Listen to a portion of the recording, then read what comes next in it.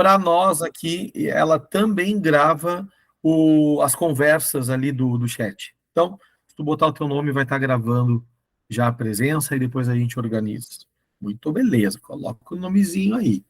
Enquanto fazes isso, eu já vou partilhar a minha tela. Vamos fazer a partilha da tela.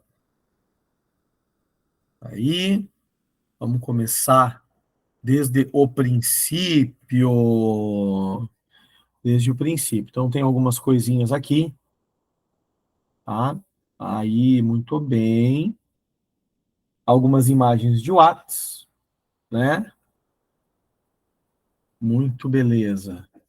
Uma breve história da filosofia, que é o livro aqui, ó, né? Aí, ó, tem aqui, então todo em PDF.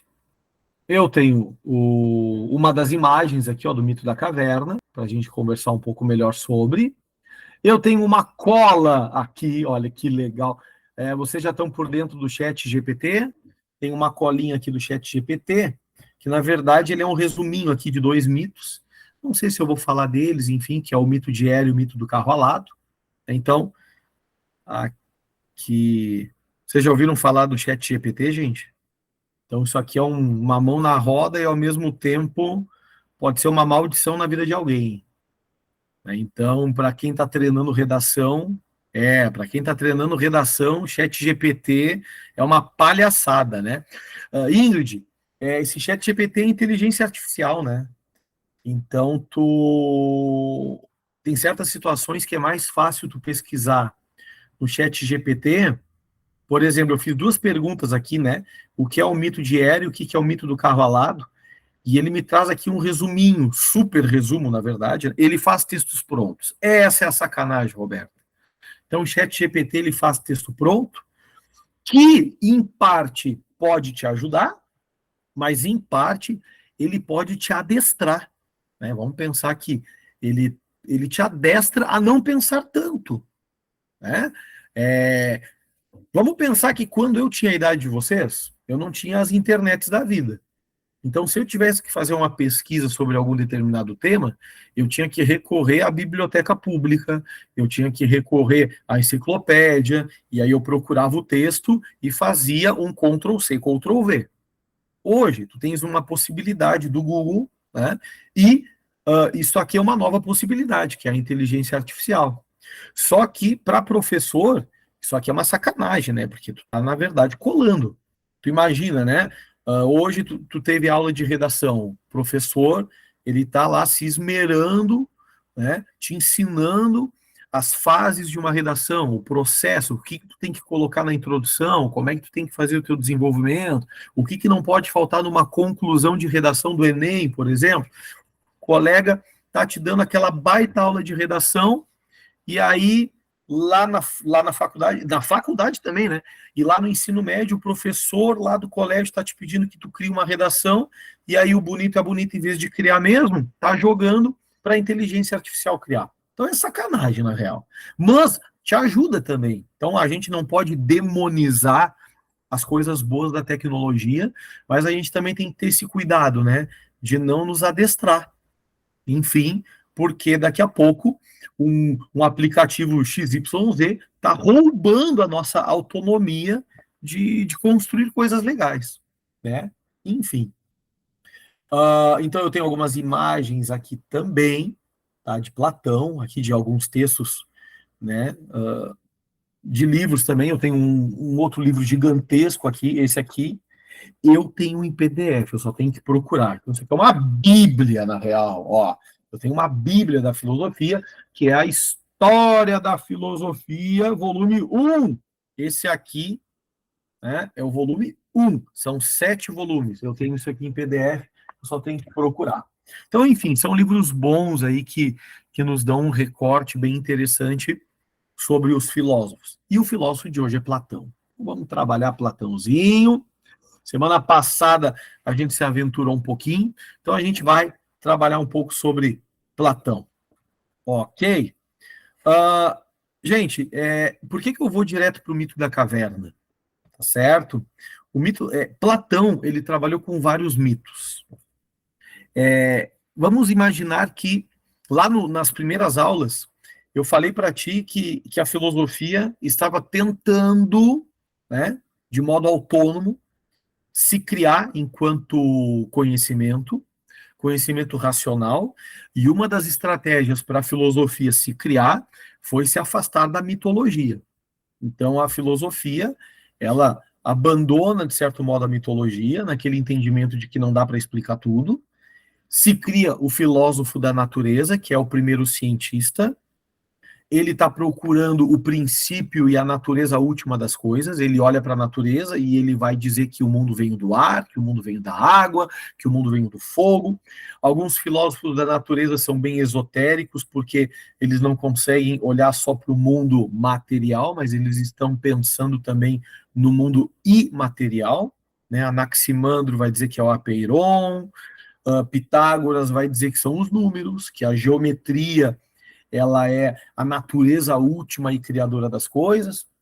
Vai aparecer depois dos filósofos da natureza, vai aparecer Sócrates, que sim, com ele se inaugura realmente a filosofia como a gente conhece, a filosofia do debate, da reflexão.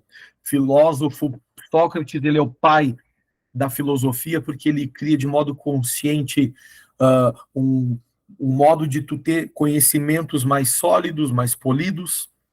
Então, Sócrates, por causa da sua dialética e por causa do seu método, que a gente chama de ironia e maiêutica, ele vai naquele debate, naquela conversa, ironizando os argumentos daqueles que achavam que sabiam sobre os assuntos, né? Então ele vai ironizando, às vezes de modo respeitoso e às vezes não, ele vai ironizando o sofista, que é aquele professor de retórica, que é aquele professor que ensina o jovem político grego a falar bem para debater dentro da ágora ateniense, né? Vamos pensar que esse é o início da democracia também. Então, Sócrates, ele está ali incomodando o sofista, incomodando aquele que diz que sabe alguma coisa, tentando levar a argumentação do seu interlocutor numa incoerência, para que aí depois do reconhecimento da ignorância, Sócrates consegue elaborar, então, um conhecimento mais próximo da verdade. Por quê? Porque Sócrates acredita numa verdade absoluta. Para o sofista, não há verdades. O sofista, ele é relativo. Para ele, a verdade é relativa. O que é verdade num lugar não é para o outro lugar. O sofista, ele é um cara que conhece vários povos, várias culturas, várias religiões. Ele é um andarilho vendendo a sua retórica, e por ele ter um grande conhecimento cultural de mundo, o sofista não consegue dizer que existe uma verdade absoluta. Para Sócrates, existe a verdade absoluta, e ele vai tentar buscar a verdade através desse diálogo, através do que a gente chama de dialética. A gente podia pensar, qual é a diferença do diálogo para a dialética? É a mesma coisa? É quase. Diálogo e dialética é quase sinônimo. Diálogo são duas pessoas dialogando, são duas pessoas conversando. Dialética são dois conhecimentos conversando. É diferente. Então, enquanto diálogo são duas pessoas fazendo aquela resenha super massa, super legal, a dialética são dois conhecimentos que se enfrentam.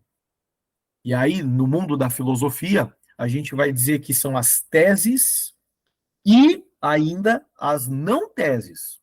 Lá em Hegel, que é um outro filósofo, a gente vai usar outro termo, porque para Hegel a dialética é tese, antitese e síntese. Mas isso é lá na filosofia contemporânea. Para nós aqui, filosofia antiga é a tese ou hipóteses, né? Hipótese, a hipótese e outro conhecimento que está batendo nessa tese, para que a partir daí se crie um novo conhecimento. Sócrates pensava nisso, Platão também. Só que Platão, voltando, né? Para eu amarrar esse conhecimento inicial. Platão está voltando para o mito. Ok? Fiz toda essa curva, né? resgatei um pouco aí as aulas anteriores para te dizer que Platão está voltando para o mito não como antes era, ok? E por que que ele está te dizendo isso? Porque para Platão existem certas verdades que ele não consegue explicar de modo racional. Vamos pensar por aí. Sócrates acredita na verdade absoluta. Platão, discípulo de Sócrates, conheceu Sócrates com 20 anos de idade. Platão tinha uma carreira na política. Platão tinha uma carreira na aristocracia. Platão era da família de um dos reis ali, do Senado, que é o cara chamado Solon. Então, Platão ele tinha uma vida atlética pela frente, poética pela frente e política. Por quê? Bom, porque ele é de famílias de poetas e de políticos. Segundo lugar, Platão não é o nome verdadeiro dele, ok? Se alguém não sabia disso, está sabendo agora. Qual é o nome de Platão? Vou colocar ali. Aristócles. Botei ali. O nome verdadeiro de Platão era Aristócles. Tá, mas por que Platão? Platão era maromba de academia. Vamos pensar que naquela época, né? Ele tinha um personal trainer naquela época. Platão era atlético e ele era tora. Platão significa braços largos. Então, Platão ele era um cara marombeiro de academia, né, adorava um bíceps, um tríceps, uma série de peito, uma série de costas. Né? Platão era um cara forte. E o nome dele era Aristócles, enfim. E Platão, aos 20 anos, conhece Sócrates. E a vida dele vai dar aquela guinada gigante. Então, Platão era para ser político, ele tenta ser político, só que Platão, ele é um carinha que tu vai brigar com ele bastante na tua vida, porque Platão, né, ele não gosta da democracia. Então, se nós aqui, século XXI, somos defensores da liberdade, somos defensores de uma democracia representativa, Platão ele não é um cara democrático. Então, Platão, cada vez que ele se envolveu com a política, ele inclusive foi preso. E aí, em outro momento, eu tento te explicar por quê. Né? Mas ele foi preso pela visão dele aristocrática e oligárquica. Platão, ele é o cara meio ditadorzinho. Perfeito? Só que ele não vai ser político, enfim, quando ele conhece Sócrates, ele se torna, assim, discípulo de Sócrates, e Platão, ele vai viver da filosofia. E os primeiros trabalhos de filósofo de Platão faz com que ele consegue, de certo modo, juntar recursos para comprar um grande terreno. E Platão, ele compra um terreno que era dedicado a um herói, Academos, daquela época, o nome do cara era Academos, e esse herói Academos, enfim, vai dar nome à escola de Platão. Então, Platão, ele é um cara que vai fundar um colégio na época, que a gente chama de Academia de Platão. Então, Platão, ele se torna discípulo e depois ali ele vai montar a sua academia. Perfeito? Platão é um cara muito interessante. Né? Eu digo o seguinte, ó, que Platão ele é um cara que vai escrever e vai valorizar muito a escrita. Sócrates não está preocupado com escrever. Né? Então, vamos pensar que Sócrates, turma, não tem escritura. Como é que a gente sabe que Sócrates existiu? Por causa dos escritos dos seus alunos. Platão foi o principal aluno. Xenofonte foi um outro aluno também. Mas Platão é o principal. E Platão, como uma homenagem ao seu mestre, ele vai colocar, assim, na boca dele, ok? Ele vai colocar enquanto personagem principal dos 36 livros que ele fez. Platão, ele é um cara que, segundo os historiadores da filosofia, nenhum livro de Platão se perdeu. Olha que legal, né? 2000 anos aí, ó, 2.300 anos de filosofia. Segundo os historiadores da filosofia, nenhum livro de Platão se perde. E nós temos hoje, como baixar da internet aí, os 36 livros de Platão. E Platão coloca como personagem principal desses livros Sócrates. Então a gente sabe que o cara existiu, né, devido aos escritos dos seus alunos. Só que Platão é diferente de Sócrates. Sócrates não escreve nada, porque para Sócrates, escrever é quase perder tempo. Sócrates ele vai depositar grande atenção na oralidade. Então, para Sócrates, o que conta é ir para a ágora. O que conta é ir para a praça e aprender retórica, aprender a arte do falar bem. E Platão, olha que interessante, como ele era político, todo filho de político vai ter aula com os sofistas, para aprender a falar bem, para depois palestrar na praça de Atenas, para palestrar na Ágora. Só que Platão, ele buscou um sofista diferenciado, né? Ele vai buscar um cara que não é tão sofista assim, porque o sofista não crê numa verdade. E ele, tendo aula com Sócrates, ele vai mudar, então, vai dar uma guinada gigante na vida. E vai se transformar no filósofo Platão. Outra importante influência de Platão é o próprio Pitágoras, né, que a gente acha que falou alguma coisa na aula passada. Então, Pitágoras, ele é o pai da matemática. Para Pitágoras, o mundo material que a gente conhece, o mundo das coisas, é criado pelos números. E aí agora, né, não sei o que tu tá bebendo aí, se tu tá tomando um vinho, tá tomando uma água, se tá tomando um café, né? Platão acredita veementemente que os números são entes matemáticos e esses entes matemáticos são criadores do mundo material. E para Platão é isso que acontece. Então, para Platão, o intermediário entre o mundo imaterial e o mundo material são os números. E quem usa os números, né, na criação desse mundo material é um deus que Platão vai chamar de demiurgo, ok? E para Platão conversar isso com a gente e outras situações, ele vai então elaborar o principal mito dele, né? Que a gente não vai chamar tanto de mito, vai chamar de alegoria, alegoria da caverna. E por que que ele vai formular as alegorias e os mitos? Né? De novo, Platão, ele não consegue escrever tudo o que pensa. Para Platão, algumas coisas, para a gente poder entender, precisaria muitas convivências e o mito, ele é pedagógico nesse sentido.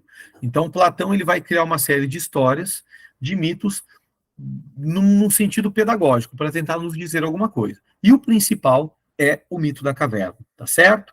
E relembrando, então, um pouco no mito da caverna, imaginemos, então, né, que 3 crianças, ao nascer, foram jogadas dentro de uma caverna, e, ao estarem jogadas na caverna, essas crianças já estão presas na caverna, né, presas com correntes nos braços, nas pernas, no pescoço, de tal modo que elas não conseguem olhar para trás, elas não fazem o movimento de olhar para trás. Inclusive, atrás delas, então, vai ter um muro, ok, que vai proteger a porta da caverna. Então, essas crianças, elas só têm, né, como movimentação o olhar para frente. O que tem na frente delas é uma parede, e essa parede ela reflete as imagens. Que imagens? Imagens de manipuladores. Pessoas que sabem que aquelas dali estão presas no interior da caverna, e na tentativa de enganar, na tentativa de iludir, essas pessoas elas vão revezando, né? Vão levantando imagens, vão revezando aquela situação ali de manipuladores, ó, né? Aqui, ó, mais estilizada essa daqui.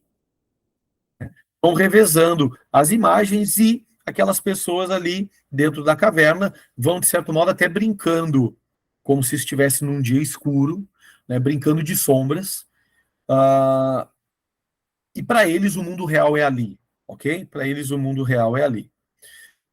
Pessoas passam também na porta da caverna. Ó, pessoas passam na porta da caverna. Aqui já está resgatado, na verdade. Mas pessoas passam na porta da caverna, conversando, e, de certo modo, Esse barulho retumba no interior da caverna e eles acham que a voz também está saindo da parede da caverna. Então, para eles, o mundo real é a parede, é a caverna. E, como já te falei na semana passada, um deles consegue se libertar, consegue sair da caverna, fica cego ao sair da caverna, porque ele acaba tendo contato com a luz real, porque para ele a luz era a fogueira, o fogo. Ele consegue ter, então, essa visão da luz real, só que ele nunca exercitou, né, os músculos dos olhos. Então, dentro do mito, ele vai ficar, de certo modo, cego, e aí, na recuperação da vista, ele vai se dando conta que estava vivendo uma vida de mentira, uma vida de ilusão. Ele volta para a caverna para tentar salvar os amigos da ignorância, porque agora ele encontrou a liberdade, a verdade, e ao voltar, os amigos não querem nem ouvir ele. Né? Tu tá louco, tu vai viver tua vida e tu deixa a gente aqui porque nós estamos na realidade. Essa história, ela tem a ver com muita coisa. Então, assim, ó, no mínimo aqui, a gente pode interpretar essa história de umas 3 maneiras aqui, ok? Primeira maneira, e nada, tipo assim, independente, né? Não estou falando da mais importante e da menos importante, mas a gente precisa entender que são vários modos. Platão usa essa história para nos explicar várias coisas dentro da filosofia dele. Primeiro, a questão, ok, da filosofia, ok? Ele vai dizer que a filosofia, como a gente conhece, ela é uma segunda navegação. Então, né, existe a primeira navegação e existe a segunda navegação. E Platão, para nos explicar isso, além do mito da caverna, ele vai usar a metáfora do barco. Alguém aqui já andou de barco? Alguém aqui já... aqueles barcos que não são de motor, né? E agora me fugiu a palavra. É um barquinho na lagoa, né? Alguém aqui já andou de barco, já fez a experiência de pegar um remo e ficar aqui assim, ó, né? E aí, Jambá, obrigado, Ingrid. Obrigado, né? Às 9 da noite está faltando sinônimo. Mas vamos pegar aí uma jangada, um barquinho, enfim. Platão ele vai dizer o seguinte, que num dia ventoso, tu não precisa nem remar, não é verdade? Tu vai ao sabor do vento. O vento ele vai te levando, ou seja, olha que massa isso, né? A própria natureza te leva, a correnteza te leva, o vento, a maré. Então assim, ó, tu vai ao sabor da própria natureza. Perfeito. Isso é a primeira filosofia. A filosofia da natureza, o mundo sensível, né? Tem dias que a gente vai de acordo com a nossa própria natureza. Não é verdade? A nossa natureza nos manda dormir um pouco mais, a nossa natureza nos manda curtir um pouco mais, a nossa natureza nos manda chutar o balde, aí depois o cara vai lá para a academia buscar o balde. Então, a gente tem dias que a natureza nos manda a fazer coisas boas, e tem dias que a natureza nos manda extravasar, não é verdade? Então, a natureza, ela é como primeira navegação nossa. Só que imagina aquele dia que não tem vento. Imagina naquele dia que não tem maré. Imagina aquele dia que está tudo parado. E aí vamos lá, como é que o barco vai andar? Pensa aí, como é que o barco anda? Em turma? Se não tem vento, se não tem maré, tudo parado, como é que o barco anda? E aí, qual é a tua hipótese para o barquinho andar? Só com o remo. Só que tu vai te dar conta disso, Ingrid, porque tu tens a razão que vai dizer para ti: pega o remo, começa, né, de um lado para o outro, que esse barco ele vai seguir andando. Para Platão, isso é filosofia. Quando a natureza não faz com que eu compreenda as coisas, quando a natureza não me move para frente, eu tenho a racionalidade e a razão que me ajuda a seguir em frente, né? E vamos pensar que a vida é assim. Tem dias que parece que é tão espontâneo, genuíno, enfim, tu só vai. E tu sente uma paz, tu sente uma tranquilidade, enfim. E tem dia que tu vai pelo poder da mente, pela razão. Sabe aquele dia que tu adoraria seguir dormindo, mas a tua consciência, a tua filosofia de vida, o teu plano, o teu projeto te convida. Cara, te levanta, porque assim, tu és uma pessoa social, tu és uma pessoa pública, tu tens os teus planos, as tuas metas, e hoje não é dia para tu ficar dormindo com a cara num balde de 2 litros de sorvete, sabe? Vendo Netflix. Então, a filosofia para Platão é uma segunda navegação. Então, o mundo sensível da caverna, né? Ele é totalmente para Platão, né? É, Platão ele vai demonizar um pouco o mundo sensível. Isso vai acontecer mais lá na filosofia medieval, porque lá na filosofia medieval o mundo da caverna é pecado. É quem vive só no mundo sensível está condenado ao erro. Então Agostinho lá no mundo, lá na filosofia medieval, ele vai interpretar o mito da caverna desse modo. Platão também é assim. Platão também é assim, ok? Mas o mundo medieval vai ser mais radical do que Platão. Mas vai usar a historinha.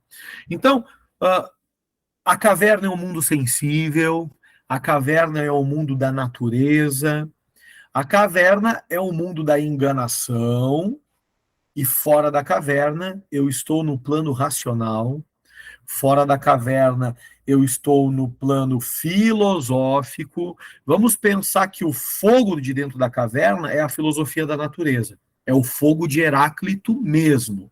E o sol seria a verdadeira luz. Então, enquanto nós estamos na caverna, nós não estamos atrás da verdadeira luz. E a verdadeira luz nós só encontraremos quando nós sairmos de nossas cavernas. Platão acredita no mundo espiritual também. Então, dentro da caverna é o mundo, como a gente conhece. Fora da caverna é o mundo inteligível, é o mundo espiritual, é o mundo das ideias. Eu estou misturando as teorias, ok? Mas vou tentar separar agora, ok? Primeira interpretação.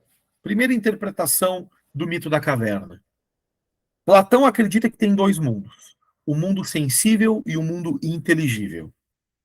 Mundo sensível é o mundo da matéria, o mundo das coisas materiais. Mundo inteligível, o mundo das formas sem corpo. Ué, como assim forma sem corpo? É o mundo das ideias, é o mundo das formas gerais. Formas gerais. Platão é radical nisso. Quer um exemplo? Vou pegar os exemplos que o próprio Platão usou, ok? Para Platão, a ideia de cavalo existe. Como assim? Os cavalos existem? Sim. Onde é que estão os cavalos? No mundo sensível. Né? O mundo sensível está cheio de cavalo e vamos pensar que tem várias raças também, né? Tem várias raças de cavalo, assim como tem várias raças de cachorro. Só que lá no mundo inteligível existe a ideia de cavalidade. Então, ó, vou escrever cavalidade. Para Platão, essa ideia cavalidade, ela é uma ideia geral, né? Então, assim como os cachorros, eu posso olhar, eu posso colocar numa fileira várias raças de cachorros, mas existe uma ideia geral ali que é a ideia de cachorro. É uma entidade. Existe um semideus da ideia cavalidade. Existe um semideus, vamos pensar que é palavras femininas, né? Não, o cavalo. A casa, né? A casa, né? Existe uma semideusa, uma entidade da ideia de casa. E essas ideias, elas são a coisa mais superior da filosofia de Platão. Abaixo dessas ideias, que são entidades, tem um Deus.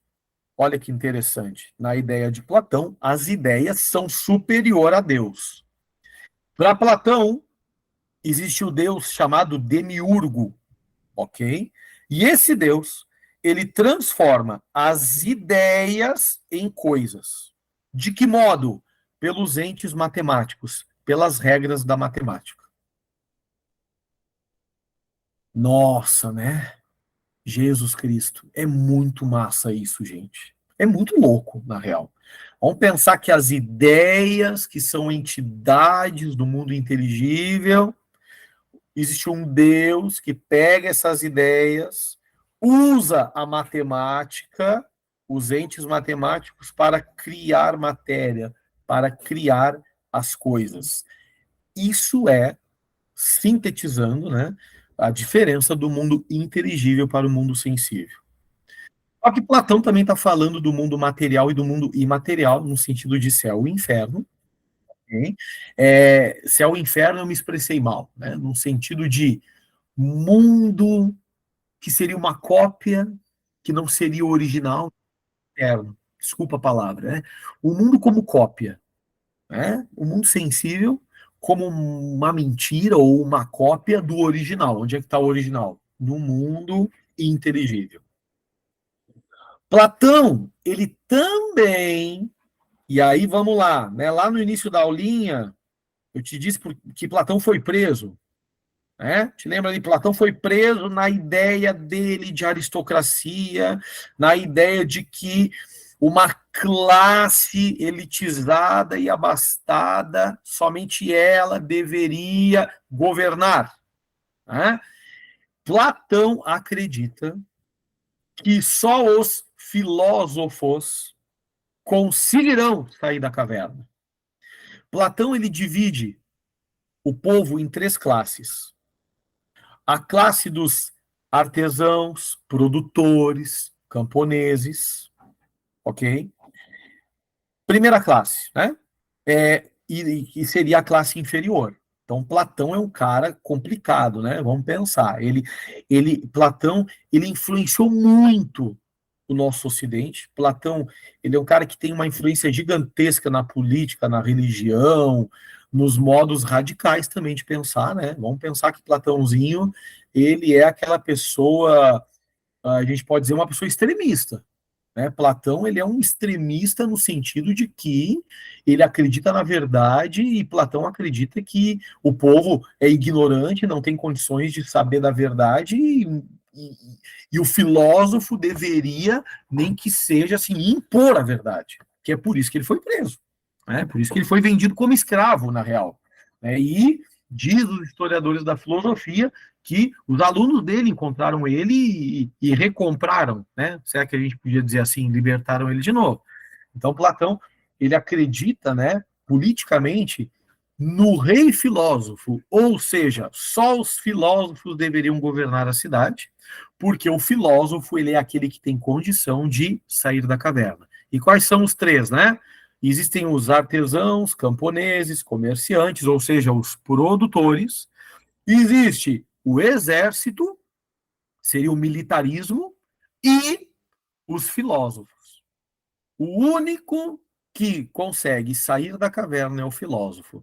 Então, para ele, a ideia de estado ideal seria, sim, um estado governado somente por aqueles que saem da caverna. E quem são eles? Os filósofos. Então, para ele, o filósofo é aquele que chega na verdade, consegue encontrar a verdadeira luz, e como ele consegue encontrar a verdadeira luz, ele tem que mais que voltar para dentro da caverna para iluminar. Né? Só que é uma visão extremista, não é uma visão, né, que hoje a gente aceite, né, com bons olhos. Né? Então, hoje nós temos uma visão muito mais democrática da vida, da representatividade, né? E naquela época, não. Naquela época, o filósofo é uma casta grega evoluída, enquanto os outros não são. Gente, 9 horas da noite, ok?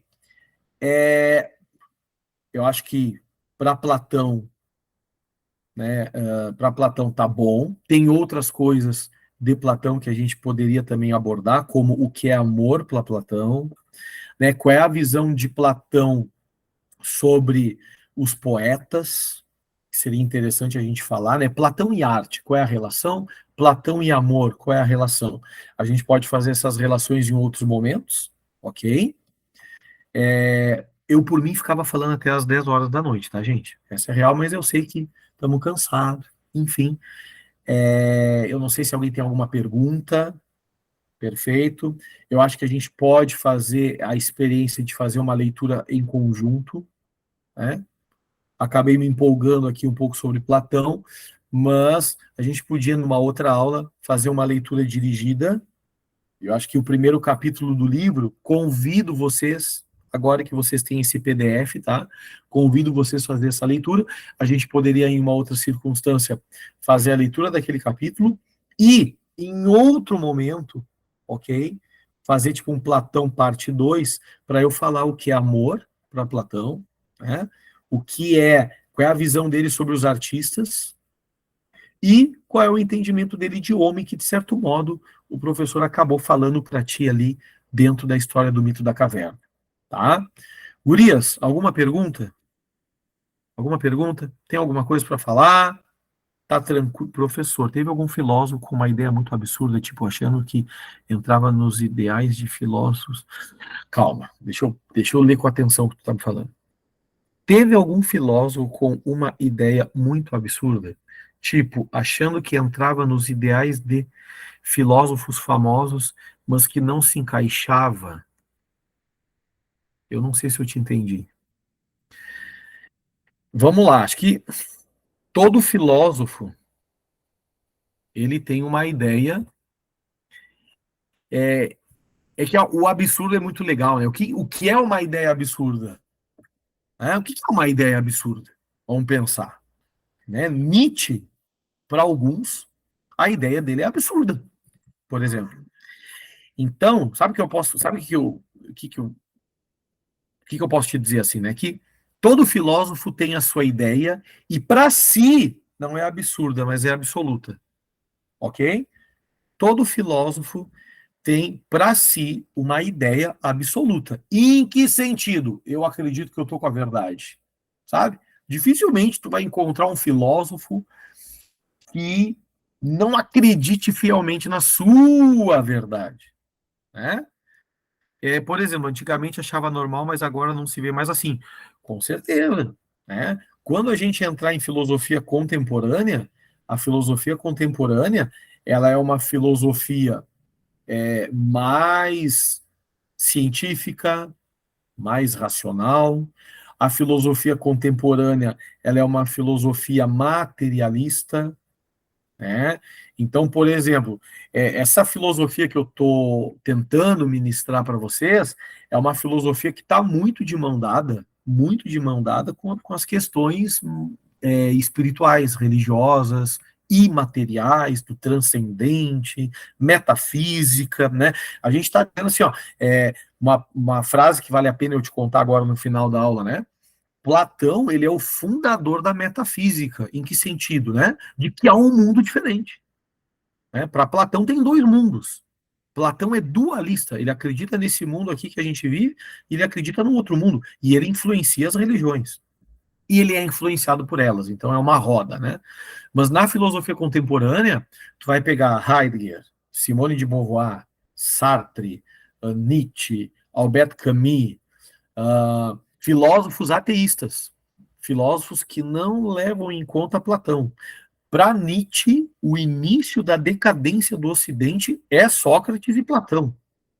Então, quando a gente chegar, né, nesses filósofos, né, tu vai pensar, tu vai te dar conta aí, ó, que nossa, é totalmente diferente da filosofia antiga, né? Diferente da filosofia antiga, diferente da filosofia medieval. Quando vocês estudarem em história, até mesmo na literatura ou na história das artes, o Renascimento, vocês já vão começar a se dar conta que dá uma guinada interessante. Assim, ó, o Renascimento, o pessoal lá do Renascimento é ateísta? De jeito nenhum, a maioria é religioso de algum lugar. Né? Mas ali, quando entrar o iluminismo, o movimento iluminista, Rousseau, né, o Immanuel Kant, Hegel, e aí, quando entrar Marx, quando entrar o idealismo alemão, quando entrar Karl Marx, a sociologia ela é muito diferente, né? Os sociólogos que o Ian vai trazer, e está trazendo, enfim, para vocês, eles também são filósofos. Vamos pensar aqui, né? O pensador da época, na sua grande maioria, não fez faculdade de filosofia. Vamos pensar que Platão, Aristóteles, todo esse pessoal aí que eu estou te trazendo, eles não tinham o canudo da filosofia, mas eles são filósofos, pensadores, né, que trouxeram um peso do pensamento para a nossa humanidade hoje, né? Eles são pais de ideias. Se tu tivesse que fazer agora aí uma árvore genealógica da tua família, quem é que conseguiria, né? Acho que eu já dei esse exemplo para vocês, acho que na primeira aula, né? Eu não conseguiria colocar o nome dos meus 8 bis e bisavós. Muito mais difícil é a árvore genealógica das ideias. Essas ideias que a gente tem na nossa cabecinha, da onde é que vem essas ideias que a gente tem na cabeça? Né? Como é que a gente pode, né? Quem pode realmente dizer, né, com convicção, essa ideia que eu tenho aqui, ela é minha, eu sou o fundador? Impossível da gente saber. Então, esses pensadores, eles trouxeram ideias muito fortes. Ali do iluminismo, revoluções, a era da revolução, Revolução Francesa, Revolução Industrial, a partir dali, o pensamento ele começa a dar uma guinada muito mais racionalista, muito mais realista. Mas, na próxima aula, eu vou te trazer o pai do realismo, que é Aristóteles. Então, Aristóteles, ele é um cara que vai olhar para Platão e vai dizer, Platãozinho, ó, menos Platão, menos, calma, sabe? O Platão é o radical aquele, né? O radical de que o mundo é o inferno e o céu, né, é a verdadeira paz, é a verdadeira felicidade, né? Aristóteles é filho de médico, Aristóteles é biólogo, e Aristóteles vai dizer menos, Platão, menos, né? O mundo é mais equilibrado, e aí Aristóteles ele vai te trazer uma realidade mais natural, assim, talvez mais saudável para nós também, nesse mundo em que a gente precisa ter o equilíbrio. Gente, beijo para vocês, obrigado por terem ficado até aqui, né? Eu sei que nós estamos cansados, arriados, mas assim, filosofia é isso. Tá bueno? Beijo para você, gente. Até a próxima aula. Valeu, tchauzinho.